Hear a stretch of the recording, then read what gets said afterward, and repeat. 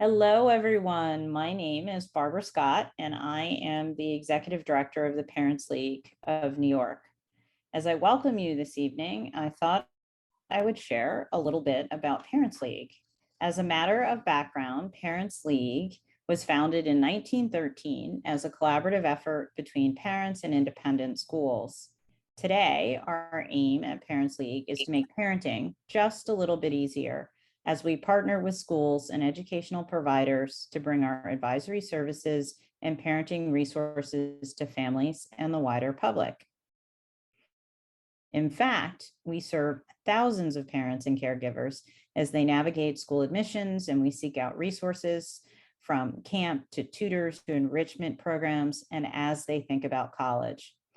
We also offer parent and caregiver education programs, examining a wide range of topics from technology usage in the home, financial aid, and test prep and admissions, and ways to enhance at-home learning for young children, among other things. And finally, we publish a variety of print resources, including our annual review, which is a compilation of parenting articles written by school leaders, psychologists in the health and wellness space, and parenting experts. But of course, among the many things we do best is offer parents opportunities to come together for workshops and in forums to discuss topics of interest. And of course, that is what brings us here today. Now, on to introducing our guest speaker. Today, Parents League is pleased to host Cory Bragar of Ivy Link. Cory, over the last 16 years, has become an expert in standardized test preparation. In addition to providing one-on-one instruction to hundreds of students preparing for tests like the SAT, the ACT, the LSAT, even the GMAT, she has researched each test extensively and developed Ivy Link's proprietary materials. Cory has also counseled hundreds of parents through the test prep process, allaying their fears and showing them how to successfully guide their children through testing. Cory's patience, energetic personality, engaging teaching style, and mastery of the materials allows her to help her students achieve their goals. Cory is a graduate of the Dalton School, Trinity College, and Harvard Law School. In her spare time, Cory is an amateur magician and an avid practitioner and instructor of martial arts, including Krav Maga, Brazilian Jiu-Jitsu, and Taekwondo. And she is a voracious consumer of popular culture. Thank you. Cory, welcome. Thank you very much. I'm very happy to be here tonight to talk about what might not be everybody's favorite topic, but unfortunately is a somewhat necessary one, standardized testing. Now, this was a stressful topic even in the before times because the rules were changing all the time. Kids have to put in tons of work and things have only gotten more complicated and more confusing over the last couple of years. So my goal tonight is to just paint a broad picture of what the landscape looks like. Who needs to take tests? What tests do they need to take? So here's our agenda for tonight. Like, what are they doing? How has things changed in the last couple of years due to COVID-19? Does anybody need to take the SAT or the ACT? Who should take it? Who shouldn't take it? What do the tests look like now? And what are they going to look like in 2 years? Because some announcements have been made that the SAT is changing pretty significantly. How do colleges look at the scores if your kids do take a test? And should your child take the SAT or the ACT or both? When should they start preparing for these tests and how should they prepare? So that's generally what we're going to look at. I encourage everybody, feel free to ask questions at any point. You can either unmute yourself and ask them directly, or you can put them in the chat, however you're comfortable. I will try to address everything, but feel free to ask away. All right. So with that, let us continue on to admissions. So what did the admissions used to look like in the before times, right? There was this trifecta of things. There were grades, which were definitely the most important aspect of college admissions and still are the most important single aspect. But before COVID-19, test scores were really the number two. They were not quite as important as grades, but almost. And then after that was everything else, your extracurriculars, your recommendations, your essays. So is that still the case now? No, not really. Truthfully, test scores have become less important. So, well, what's happened? So colleges had been moving to this test optional policy. Some schools started to go test optional, like the University of Chicago prior to the pandemic, but they obviously all went optional during the pandemic. So does that mean kids don't have to take tests anymore and colleges aren't looking at SAT and ACT scores anymore? No, it doesn't. But what happened was that the number of people who are applying has skyrocketed, right? Like, because now there's not this barrier to entry. People are like, oh, I don't need to have a perfect SAT score. I can go ahead and apply to Harvard. Does that mean that you shouldn't submit test scores or that you don't need to? Well, not really. And we'll get to that in a minute.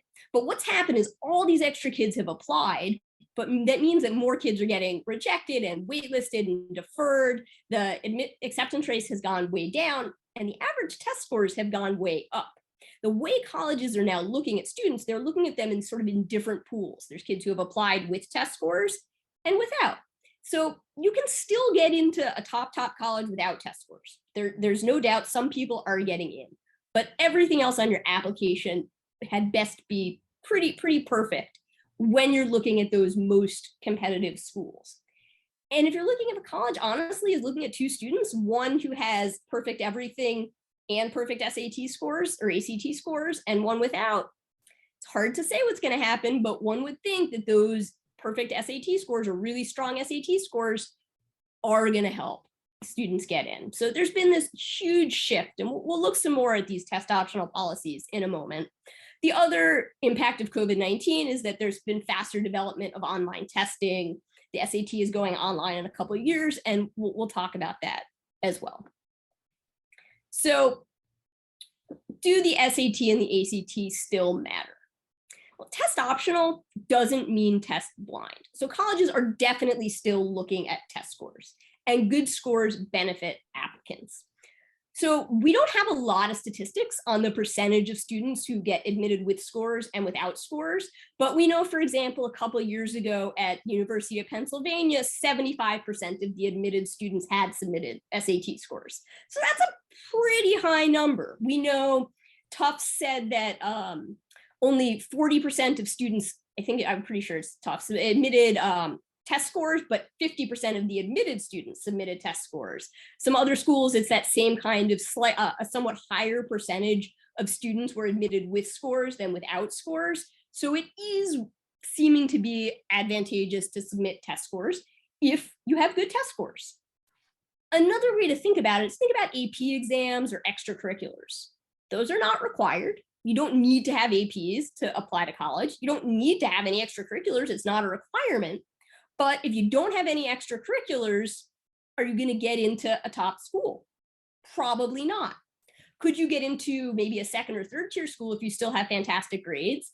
Probably. Well, it's the same thing. If I have great grades and no scores, I am still going to be a strong candidate for a lot of schools, but I'm not going to have that extra edge. It is also helpful for students who maybe don't have great grades. Maybe a student had a bad 9th grade year and you want to show that you are a strong student or that you have the ability to achieve higher. That is somebody who should be studying and trying to do as well as possible on the SAT and the ACT. So basically, if you can do, I want to say better on the SAT or the ACT than your grades reflect, definitely take the tests. So like if you have mediocre grades and you can get really good scores, you should do it. If you are aiming for a very competitive college, you should take the test. Those two groups of people should do it pretty much for sure. For other kids, it's a much more of a question.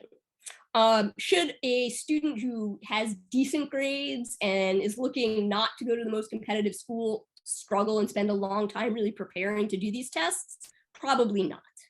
It's probably not worth the sacrifice to other extracurriculars and to your grades to put all this time in on one thing that might help a little, but maybe you could have put that same time in to your extracurriculars or win a contest or do some other thing to enhance your application. So that's a lot of information right off the bat. So I'm going to take a breath. And if anybody has any questions, feel free to ask. All right. So I want to look at these two examples of some changes that have happened somewhat recently. While schools all were completely test optional during the pandemic, Georgetown and MIT have reinstated their testing requirements. So students applying to those two schools have to submit test scores. So if you are thinking about Georgetown or MIT, you must take either the SAT or the ACT. Will other schools join them? It's hard to say. Schools are saying they're doing studies. They want to see how the classes that they've admitted without test scores fare. Will they have the same level of achievement as other classes? Truthfully, I think they want to see how stressful it is on their admissions departments, because I think it is a lot harder on the admissions department and puts a lot more strain on them to do applications without test scores. So they're taking a wait and see approach. I think most schools will not go back to requiring tests. We might see a couple other outliers. A couple of the big state university systems have said they will require tests. Most probably won't, but a lot of the big schools, the big state schools especially, do require test scores for scholarships.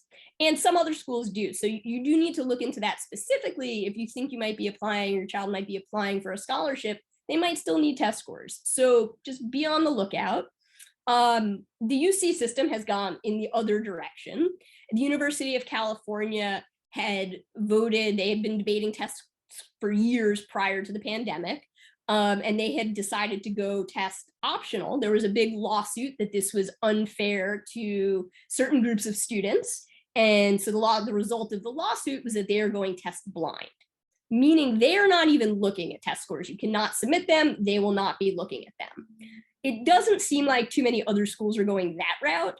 Like I said, I think schools like having test scores. I think it is helpful to them. They know how to interpret them. They know what they're doing with them. So I don't think we'll see too many other test blind schools. And the UC system has said it doesn't want to be test blind. It just doesn't like the SAT and the ACT. So they are investigating and trying to find another test. They might start using the test that's already used in state for California high schools that they're already taking standardized tests. They might develop their own test. They're up in the air. So if they pick a new test, it could be possible that other schools might start using a new test. I don't think it is likely that all standardized testing will disappear forever. I think there will continue to be an impact. Testing is still required in the recruiting process for NCAA athletes, I think. I will admit, I don't work with a ton of NCAA athletes, so I don't know the answer to that exactly. I do know I was working with a recruited athlete last year, and the coaches were still very concerned about scores. That was for Division III, so they don't have the same hard and fast requirements in Division III, but the coaches, to be able to tell you, yes, you're definitely going to get in, still wanted to see pretty high ACT scores from the particular student that I was working with. So I would say testing, if you want to go to a competitive, academically competitive college as a recruited athlete, for the immediate time being, test scores are probably still important. I don't know exactly how it's going to change, and I don't know about the minimum requirements for eligibility. So we're going to take a quick detour into the content on the ACT and the SAT as they are currently constituted. This is, I think we sent out some handouts. This is in the handouts that we provided. I'm going to go through it kind of quickly. Feel free to ask if you have questions. It is not the most exciting part, I will admit, but at least this way you'll have some idea of what your kids are up against and help them in deciding which test might be better for them. So the ACT has been around since like the 50s, and it hasn't changed a whole lot. It's kind of been in the same format, more or less, all the way through. It's got 4 sections, always in the same order. It's always English, followed by math, then reading, then science. Everything is graded, and then there's an optional essay at the end. It's 3 hours and 25 minutes. So let's start with the English section. The English is 75 questions in 45 minutes, which seems insane, but it's actually not so bad. Most students are able to finish this section. It's not totally time crazy, and it focuses on the technical rules of grammar. There are some questions about vocabulary, but not a lot. And there are some about style, like what's the best way to write this sentence? Where should we put this paragraph? To me, the English section and the comparable section on the SAT are the most teachable because you learn the rules, you practice, and most students can get almost all the questions right. It's also sort of the most practical because even kids who aren't going to take another English class or who are going to be math majors, they're going to have to continue to write for the rest of their life. So doing the preparation for this section is actually quite useful because they really improve students' grammar. It helps them in their academic writing. So it's a pretty good section, pretty beneficial, and pretty learnable. After the English section is the math section. It is all multiple choice, and you can use your calculator on the whole thing. So it's 60 questions in 60 minutes, and it can be a little time pressured. It covers a lot of different material. Let me make one word about the calculator. Currently, you can use up to a TI-84. The TI Inspires, some of them are allowed and some of them are not. The ones that can do algebra and that have keyboards are the ones that aren't.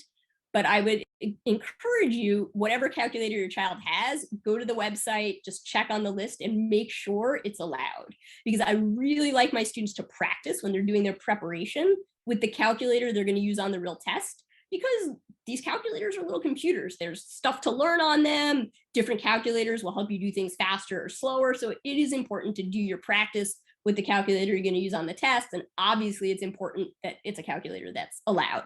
And the rules do change a little bit year to year. So just in the year that you're starting to prepare, go to the website and check it out.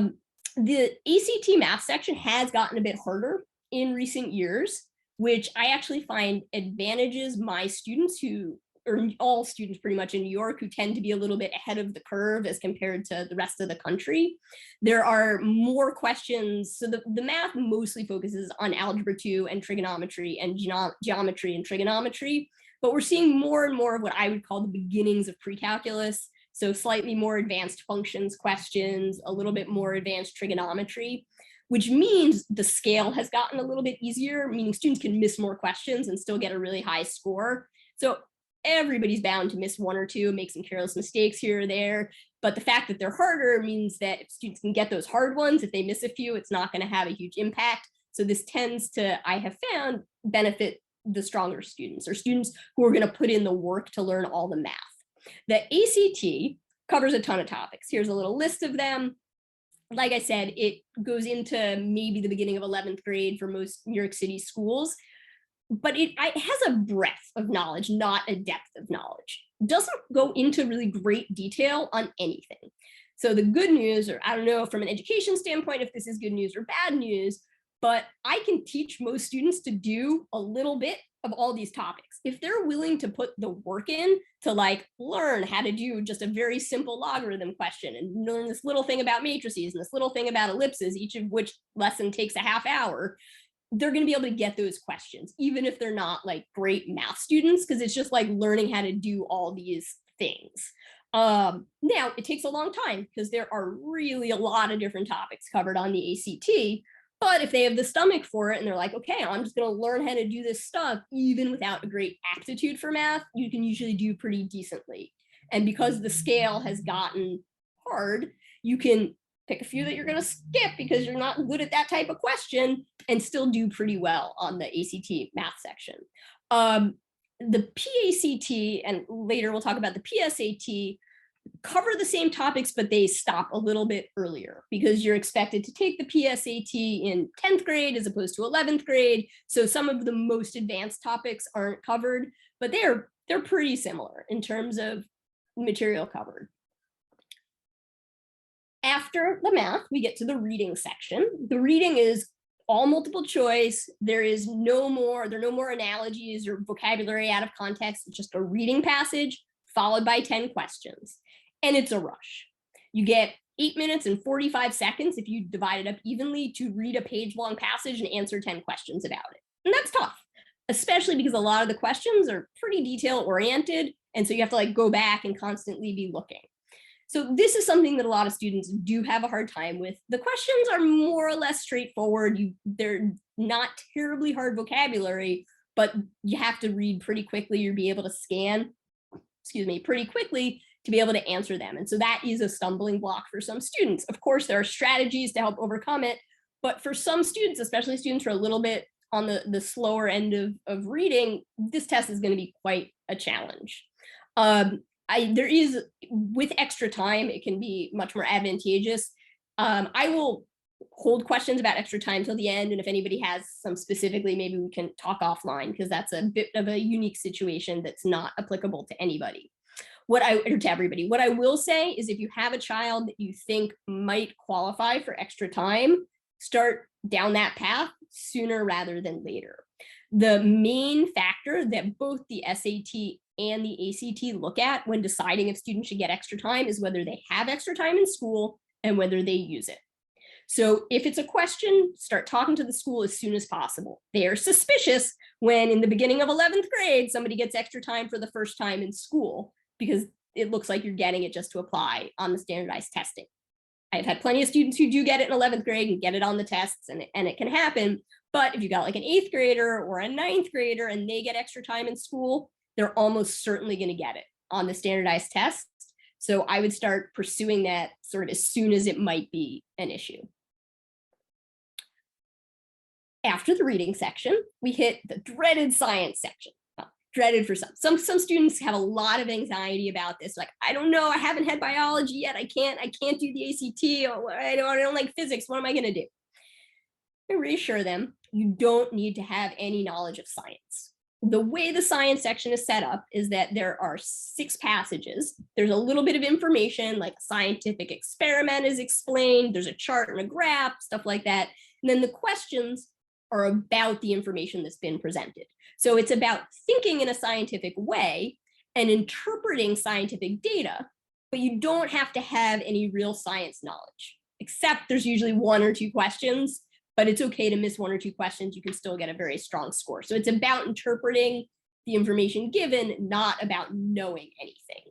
This section is very time pressured.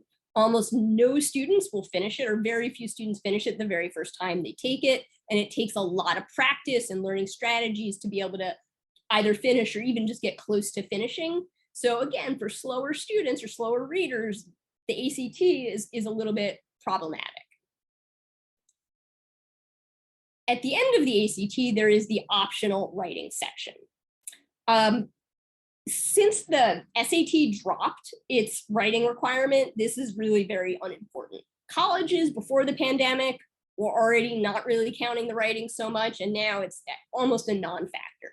There are 6 colleges that require it. The only one that I had honestly ever heard of is West Point. So if you're thinking about West Point, you do need to do the writing section, or Colorado School of Mines or BYU, but by and large, schools don't really care. So if your child is a strong writer and they're going to be able to get a good score on the essay without much extra work, sure, it's another feather in your cap. Go ahead and do it. But I'm basically recommending almost none of my students do it, because it's just an extra thing to study for that isn't going to help all that much. The score on the writing section is just its own score. It's not part of the overall score, so I don't think it matters that much. How is the ACT scored? So each section, you get a score of 1 to 36. Those 4 section scores are then averaged, and you get your overall composite score. Now, it used to be that you would just submit 1 ACT score to a college, and that's all they would look at. But that has changed. The ACT started in 2020 providing a super score report. So what is super scoring? Super scoring is something that exists on both the ACT and the SAT. And it means that if you submit more than 1 score, so let's say I've submitted my April ACT and I did really, really well in math in April, but not so well in the others. And then I submit my June score and I did really well in the other sections in June. They would take my math score from April and substitute that for the June math score, and then use those super scores, the best from each test that I took, as my overall score. Almost all colleges are doing that. There are a few that aren't, but by and large, most schools will take the best sections. And now the ACT score report actually comes presented that way, where the front page, when you submit your scores, whichever test dates you've submitted, they take those best scores and put them on a report. And so that's the first thing that colleges see, is that super scored ACT score. So any questions on the content of the ACT or how the test is scored?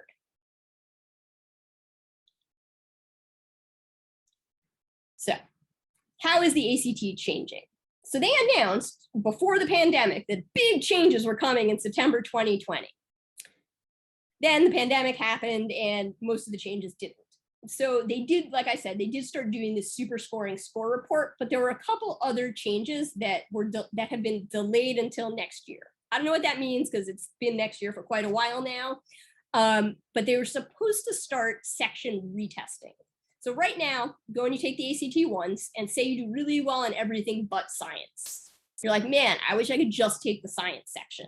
Well, you can't. You have to go and take the whole test. They have said they're going to be starting this program where you could go and just retake the science section, which would be great because you don't have to then do all this other work just to redo the one section that you need. So I don't know when that's starting, but they say next year. I don't know what next year means though. They have also said they're going to do online testing. They have been piloting the online testing program, so we might see that sooner rather than later, but it's not a huge change. The online test is the same as the paper test. It's just literally done on a computer. So it's not interactive. It's not, none of it is changing. It's just like the same test scanned into an iPad or a computer. Some places are actually already offering the online testing. The only advantage to that is that you get your score in like a few days instead of 2 weeks, which does not seem like a huge advantage to me. So until that program is a little bit more robust and we've really seen how it's working, I would hold off on that. There also are not a lot of like online practice materials. There's a ton of paper tests to practice with. So I recommend, if you have a choice, to, for the time being, at least choose paper testing. I think students also, because I don't know how good the online interface is, you can't even really practice with the online interface. Like, you can take notes on paper, you can highlight on paper. It for now is better to stick with the paper. If they go completely online, that obviously recommendation might change, but for now it's just a pilot and there's no announced date. So that's the ACT. So what about the SAT? So the SAT changes much more frequently. The SAT every 5 to 7 years seems to provide us with a new version of the SAT. So what I'm going to talk about now is the current version, what the SAT looks like now, and what it will look like through December of 2023. So, because it's going to change in March of 2024. We'll talk about what that's going to look like and how that's going to impact some of you who have 8th and 9th graders or younger kids. But right now, let's talk about the test as it stands now. Starts off with the reading section. It is 52 questions in 65 minutes. So you can see it's a little bit longer, but there's relatively fewer questions. So it is less time pressured. However, it's a little bit harder. In my opinion, you have to be a little bit better at comprehending. Some of the passages are a little bit more complicated. The vocabulary is a little bit more complicated. So while the time pressure is a little bit less, the questions are a little bit harder. It is still time pressured for some students, but not as much. After the reading section, students do get a brief break, but then they go right into the writing and language section. It is very similar to the ACT English section, but it comes back to back with that reading. So you're doing an hour, and first kids are doing an hour and 40 minutes of reading all back to back, which for some students is not great. I don't personally like it. It's boring. All multiple choice questions, mostly focused on the rules of grammar. There is a little bit more rhetoric than there is on the ACT and a little bit more vocabulary. So some students are like, I hate the ACT science section. I'm definitely doing the SAT. You don't really escape all the science on the SAT.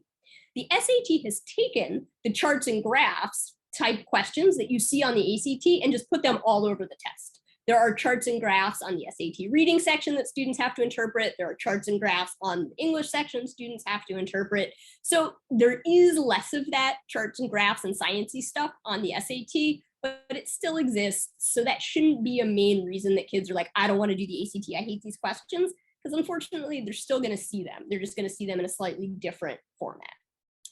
For students who are weaker at vocabulary and weaker at reading, the SAT can be quite a challenge because the vocab shows up both on the reading section and on the writing section, and there is a bit more of it. After the writing and language section, students get to the math, no calculator section. So this is another thing that is a big difference between the SAT and the ACT. On the ACT, calculator all throughout. On the SAT, a third of the questions, you can't use a calculator. For most kids, this is not a huge problem because there's not a ton of calculations and they can do the basic math. For some kids who have learned to do a lot of algebra on their calculator and who don't know how to do, say, long division, this can be quite a shock. And I have worked with a number of students who really can't do basic arithmetic. And so then the SAT is not the best test for them because it is a big project to learn those basic skills. In some cases, maybe it's important to learn them, but that's a different issue. That makes the SAT hard for some kids. I will say most students do not know how to efficiently do arithmetic without a calculator. And that's a good skill that they're going to pick up if they prepare for the SAT, because there are ways of doing it that make it easier and faster, and that will actually serve them in life. So there's something else useful that they'll pick up. There are also, while most of the questions are multiple choice, there are some questions at the end where the students have to just figure out the answer and then bubble in numbers. So not multiple choice, not a huge difference. They're not really harder, just slightly different. After that, we get to the calculator section. Same format, mostly multiple choice, a few free response at the end, and you can use a slightly more advanced calculator up to the TI-89. But again, I would encourage you to check the website and see specifically what is allowed because it's always changing. The SAT math section has a lot of reading. So this is kind of unfair, right? The whole point of like, people are like, oh, well, the math, you should be able to be good at math and it doesn't matter what language you speak. It doesn't matter how well you read. Well, on the SAT currently it does. There's a lot of reading, a lot of translating very long text into math, a lot of multi-step problems. So for weaker readers, this is another problem with the SAT. Sometimes for kids who speak English as a second language, this can be another hurdle because now not only are you doing math, but you're having to deal with English. It also requires a deeper knowledge of Algebra 2 specifically. It is very heavily focused on Algebra 2, but you need a pretty deep understanding of Algebra 2 and quadratics and probability. It tests geometry and trigonometry and like all those weird little topics that you see on the ACT much less. So there's a lot less material to cover for the SAT, but you need to know it a lot better. I find that actually for weaker math students, it is harder to deal with the SAT because it is harder to like really understand and have a deep appreciation for some of this stuff. Whereas it's much easier on the ACT to just like learn a few formulas or learn a few little basic processes. On the SAT, you kind of have to really know algebra. So that's the SAT math section. There is no essay. That was eliminated during the pandemic, so we no longer have to worry about the essay. Good, one thing we can check off our list. How is the SAT scored? So the first two sections, the reading and writing scores, those are combined for a verbal score, which is out of 800. The two math sections are combined for another score out of 800, and then all the scores, those two scores are added together for the 1600 score. So your kids take the test and they get a 1500 and you're like, wow, that's amazing. It is a very good score. It's so much better than my 1400 that I got 3 years ago. Well, it's not really. There's been a lot of inflation on the SAT. Colleges know this, but just so you know that comparing scores even from 10 years ago to scores now, they're not really the same. A lot more kids are getting very high scores on the SAT, which is why when a 1500 used to be, say, the gold standard for I can get into any college, this is super impressive. Now it's edged up to maybe a 1550 for like super impressive score. So just be aware there has been inflation. The colleges all know this, obviously. So I want to say one more word about scoring. We talked about super scoring with the ACT. The SAT also does, also super scores. There's also score choice. So you don't automatically have to submit all your scores. If you take a test, say in March, and do really badly across the board, you cannot submit those scores. Some colleges ask that you do submit all your scores. Now, there's no way for them to like know if you've done so or to force you to do so. I recommend not lying to colleges. Like that's my personal philosophy, but there's no way for them to know. So my policy is to recommend students not take tests until they're fully prepared, just in case a college asks to see their scores. Any questions before we get on to the new SAT? Any questions about the SAT or scoring or any of that? All right, so The College Board has announced that there's going to be a new SAT. It's going to be administered the first time in the US in March of 2024. It's actually starting in March of 2023 internationally. So if you happen to be overseas joining us from far away, it will be coming sooner. The first actual administration we will see in the US of this new format will be in October 2023, the PSAT. So that would be for the class of 2025 when they are in 11th grade. Their PSAT, which would be in the fall, would be in the new digital format. We have not seen any materials. They have said that they'll start providing sample materials in the fall of 2022, so this coming fall. So really, we don't know what this new test is going to look like other than what they have said. It will be digital. The students will still have to go to a location or to school to take it, but they will be able to do it either on their own computer with software locking it down or on a computer provided by wherever they're taking it. The test will be adaptive, which is this is a big difference. That means they go and they take the first verbal section, and if the student does really well and doesn't miss a lot of questions, they get a harder second section, meaning they can get a really high score. If the student does not do as well on that first section, they will get an easier second section, but their max score will be lower. So it's going to be really important to not make mistakes at the beginning. And there will be tons of strategies once this comes out, once we see what the scoring really looks like, but we don't know just yet. In terms of content, they have said that there will be less reading. The SAT has acknowledged there is too much reading on the SAT. So there will be less, they claim, shorter questions in the math. And in terms of the reading comprehension, instead of a long passage with a lot of questions, it will be a short question, like a paragraph, followed by just 1 or 2 questions. Still will be out of 1600. That is pretty much all we have heard. The test will be shorter. It'll only be 2 hours. And the reason that it can be shorter and still have an accurate score is because it's going to have this adaptive quality. So what happens if you have a 10th or an 11th grade? Nothing. You don't have to worry about it. Your kids aren't going to see this test. What happens if you have a 9th grader? If you have a 9th grader, this test is going to appear in March of your student's 11th grade year. I would strongly recommend against current, or I guess just finishing 9th grade now, 9th graders taking the new SAT. I don't generally think it is great to take a new test the first time it's administered, because they say it's coming out in March of 2024, but who knows if it is, right? Like they've said that things are happening and then there's problems and things don't. And so if you start preparing for one test and it doesn't appear, that's not great. Also, we don't have a ton, right now we have no practice materials, right? No tutors, Khan Academy doesn't have it. Nobody has any material, so it will be hard to prepare. Some will come out, but there will be a lot less available for that first year of preparation. Also, a lot of our students that we work with start their testing way before March of 11th grade.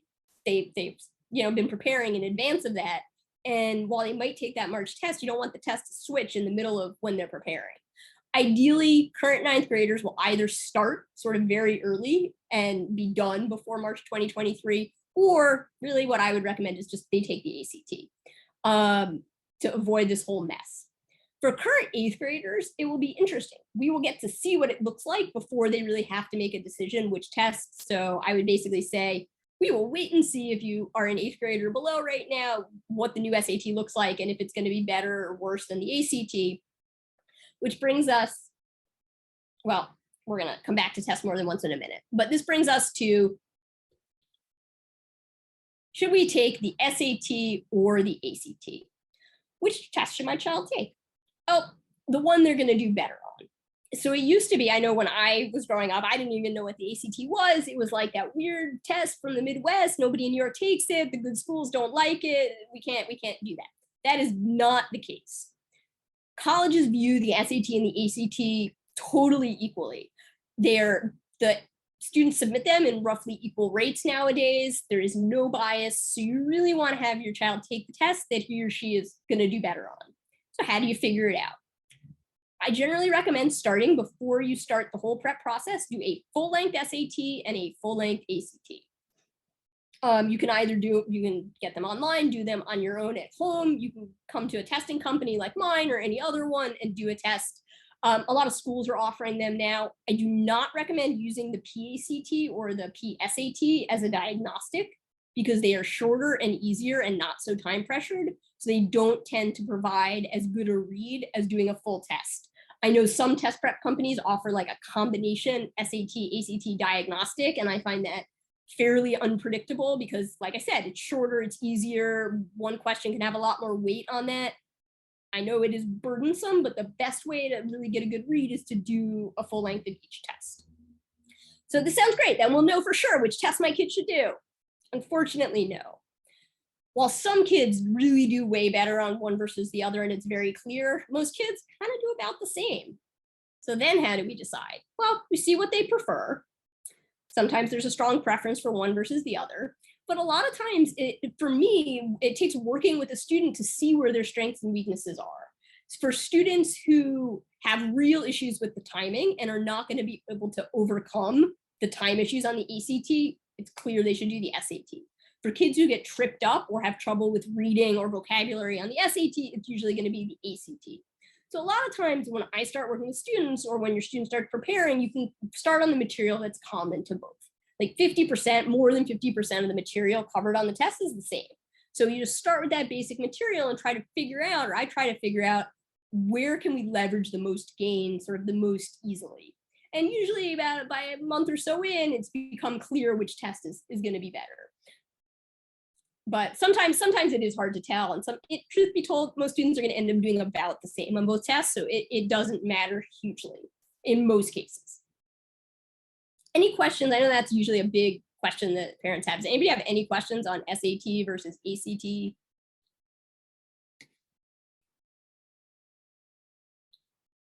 So for students who have extra time, step number one is making sure you've applied for that extra time and see what the grant is.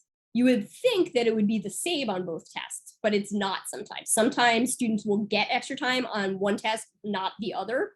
Obviously, if a student who has accommodations gets it on one test and not the other, do it on the test you got the accommodations on.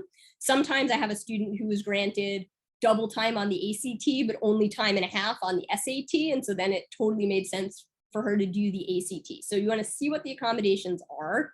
By and large, for most kids with accommodations, if they're sort of doing equally, the ACT often is better because the big issue is the time pressure. And so it depends where on that needing the extra time students were. The base accommodation on the ACT is time and a half, but some kids don't need full time and a half. Maybe they just needed like a few extra minutes and then suddenly they get time and a half on the ACT. That's a huge advantage, where on the SAT, the questions are still really hard.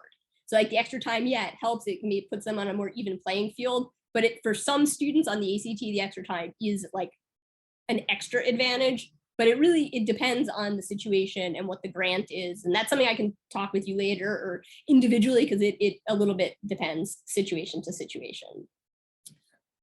Any other questions about choosing? All right, so I'm going to go back to, should my student take the SAT or ACT more than once? The answer is yes, almost certainly.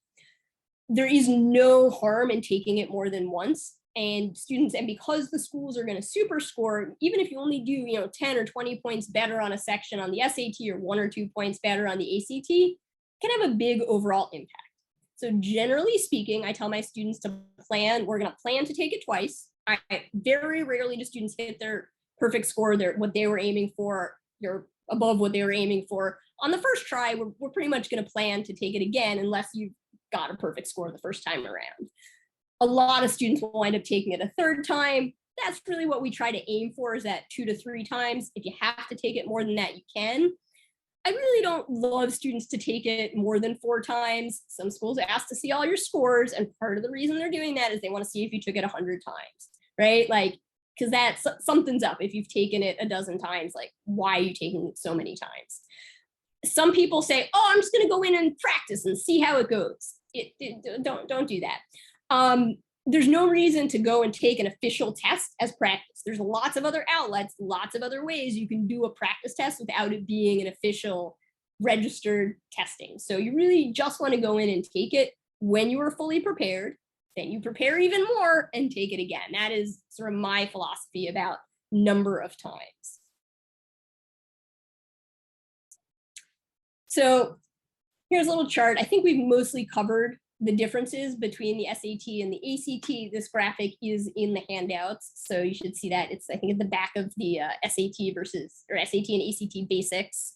So feel free to peruse that.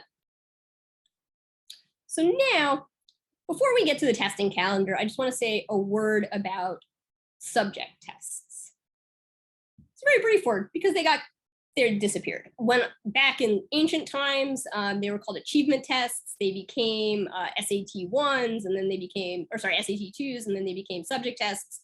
They were they got canceled during the pandemic, so we do not have to worry about them, which is great because it is one more thing off kids' plate.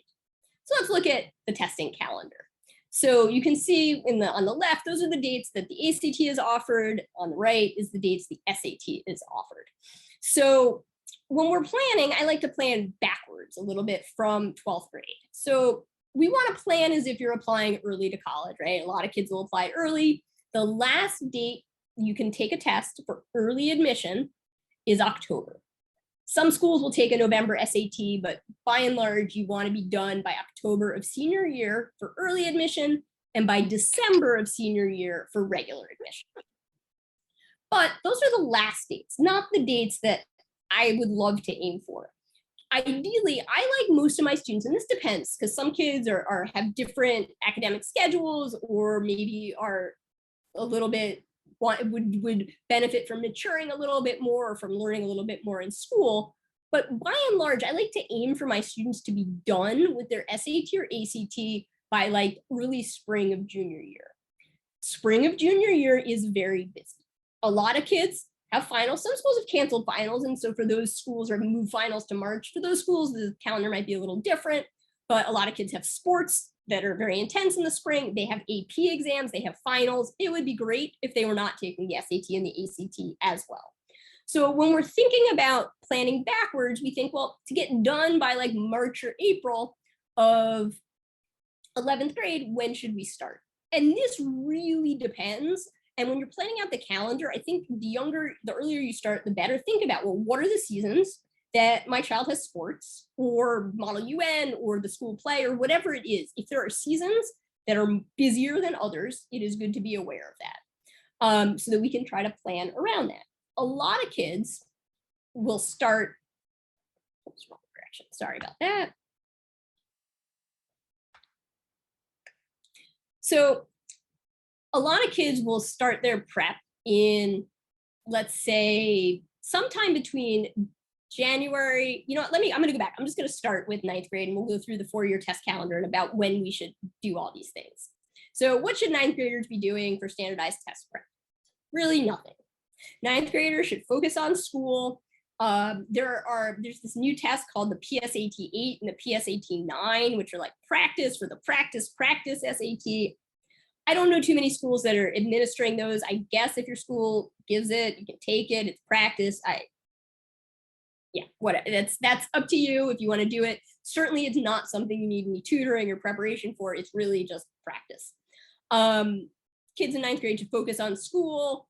They should go away the summer after 9th grade, do whatever it is they're going to do that summer, not really worrying about test prep.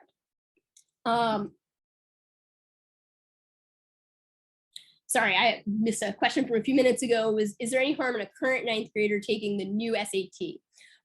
There is not, except we won't know what it looks like. And if you don't start your test prep, we're going to see when we look at the calendar until that late spring, it just gives you fewer dates. And it means that like you have to sort of do well in fewer dates and be prepared for that and face the consequence of taking a test that we don't know what it looks like yet. So scores do not have to be submitted to colleges if they're not good. So scores, you don't have to submit colleges. So there's no harm in doing it other than like, well, you will have prepared for that test and then maybe not have a good score. If you're just going to sit down and do it with no preparation, yeah, sure, go ahead, go for it. You're not going to get penalized for doing that. Sorry, so back to our 4-year testing calendar. 9th graders not really doing anything. Parents ask me a lot of times, like, what should my 3-year-old do? What should my younger student do to prepare for standardized testing? And really the best thing that you can get kids to do is just to read, which I know is not an easy task. but the more kids read, like the better they're going to do on standardized testing, and like the less prep and practice they're going to need down the road. If you can get them to read articles, that would be great. Students, I don't think kids read a ton of newspaper and magazine articles in their lives, but that's the format that a lot of these things on standardized tests are written in. It's the vocabulary that's used. So even if you can just get them to read a sports article a week or entertainment or just something that they're interested in, I mean, if you get them to talk about it with you, like that's great. But you just get them, if really anything they read is going to help. But if you can get them to read articles, great. If you can get them to read articles on a variety of topics, amazing. That's what I would recommend. Some students who are really apprehensive about standardized testing or who have a real deficit or a learning disability sometimes benefit from doing some foundational work earlier. I wouldn't call it test prep, but maybe you start working on the rules of grammar at some point in 9th grade or the summer after 9th grade, just because it's something you need to learn anyhow, and it'll help you down the road for testing, and it'll help you at school, truthfully. Or students who maybe are horrible at geometry and never really learned geometry in school or algebra, have some real gap in their knowledge. Maybe you take that summer after 9th grade to like do some tutoring or do some practice on that. But it's really the exception, not the rule for special situations. So now we get to 10th grade. In the fall of 10th grade, so the PSAT is given in the fall. It is the PSAT in 11th grade that counts for National Merit Qualifying, which is a scholarship, it's an award. We'll talk about that in a minute. Some schools give that PSAT to 10th graders. So 10th graders, if it's offered, you can take it. For next fall's 10th graders, schools might offer the PSAT, but that won't be the same format as the PSAT that will actually count for your child, because it's going to change to the digital one the year after. So maybe it's an opportunity to get some familiarity with the paper test, to see maybe I want to take this old one and I want to start preparing for it. But that 10th grade PSAT is practice. It doesn't count for anything. Even if you do really well, you can't be a national merit semifinalist. So take it if you want. It's practice. I generally don't recommend preparing for it unless some kids are like have so much anxiety about it, they just want to like take a sample or whatever. So be it. But generally speaking, that you don't need to prepare. Come the winter of 10th grade, this is when we might start thinking a little bit about standardized testing. My strategy is basically to spread testing out and to start early and to build it into your calendar to make it less stressful. People are like, oh my God, you're talking about standardized testing in 10th grade. That's so stressful.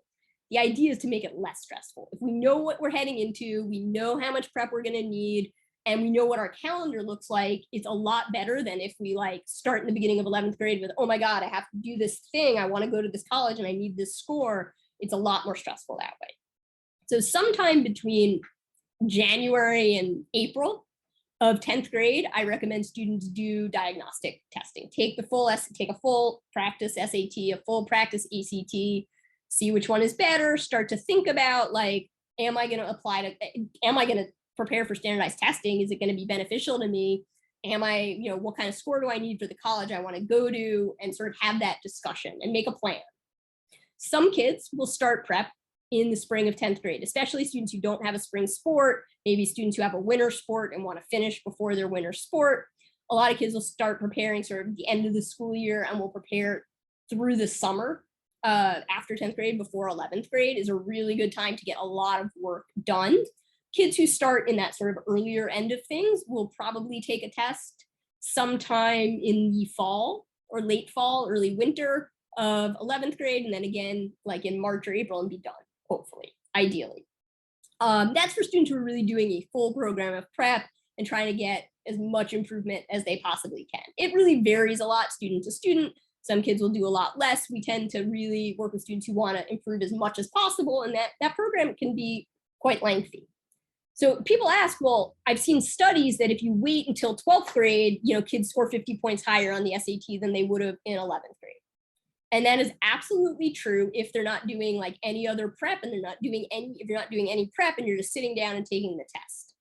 But if you're going to do all this prep, the idea is to like fit it in when it is the least stressful and without huge gaps, right? You don't want to like prepare in the summer before 11th grade and then like take 4 months off and then prepare again. That winds up making the process much harder.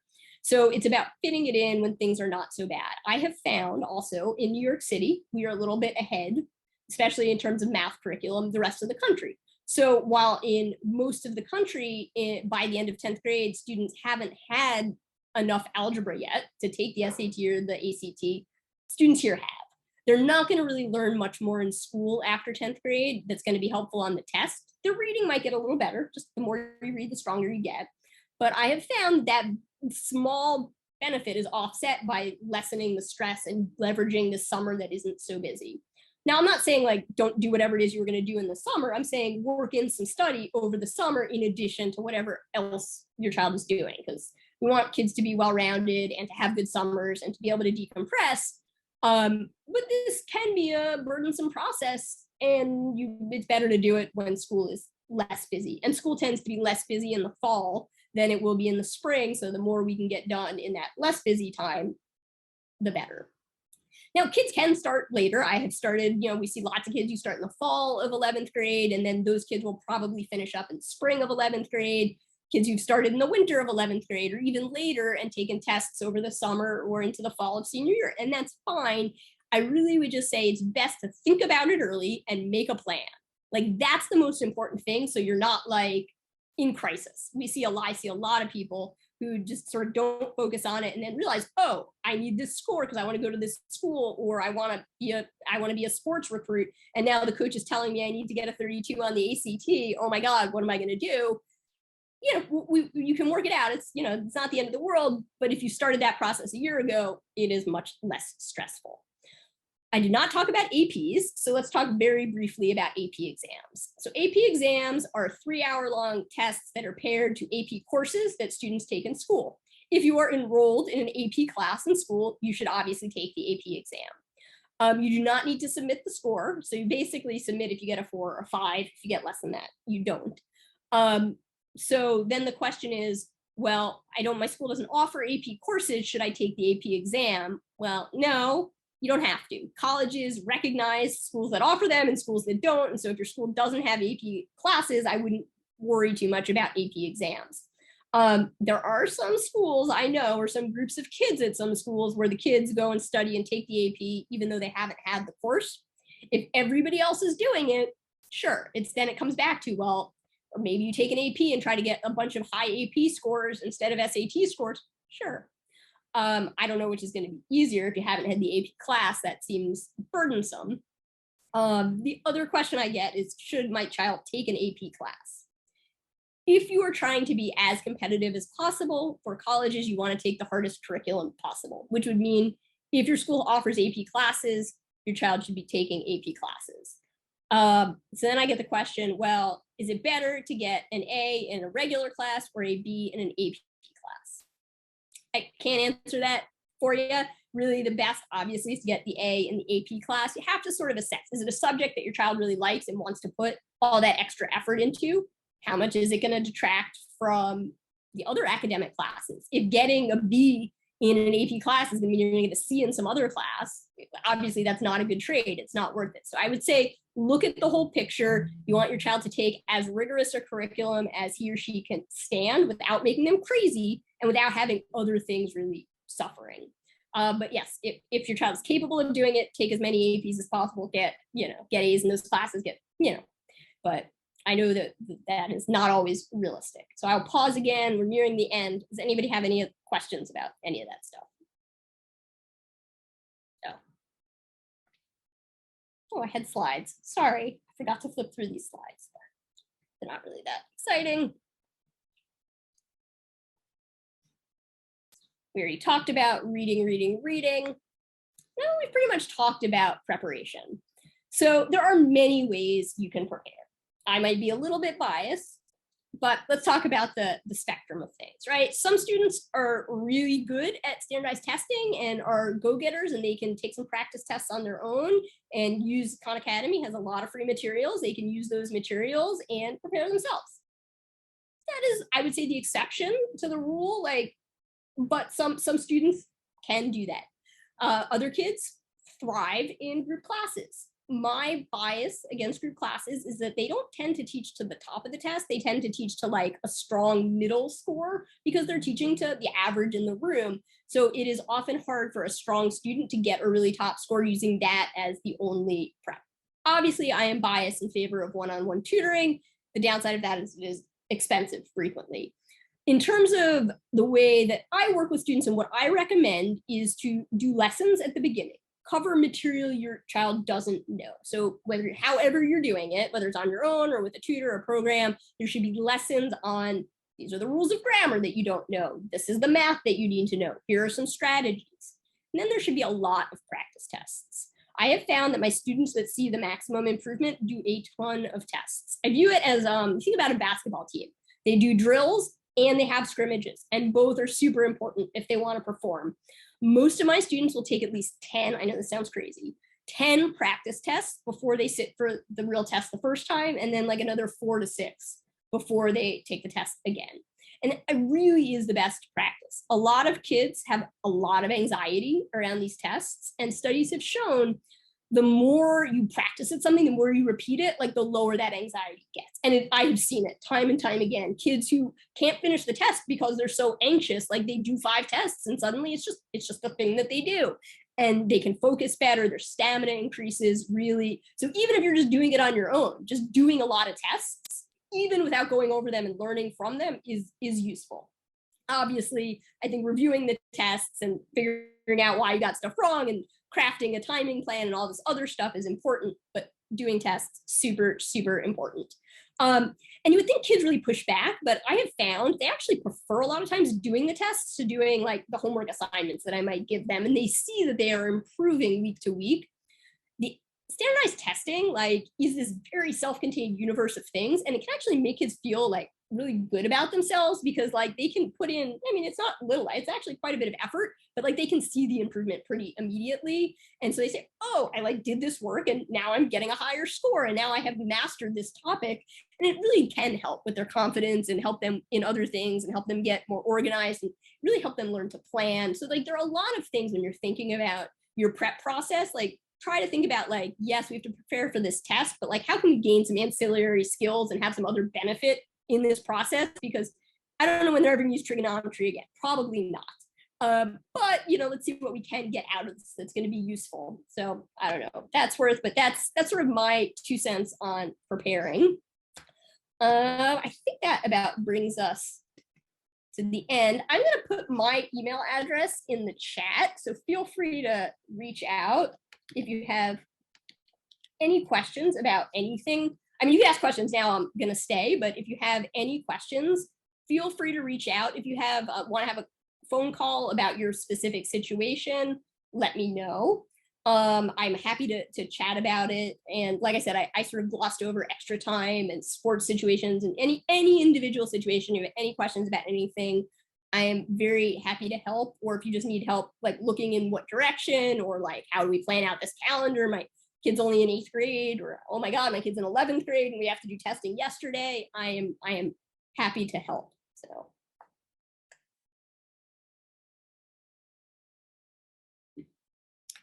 All right. Thank you, Cory.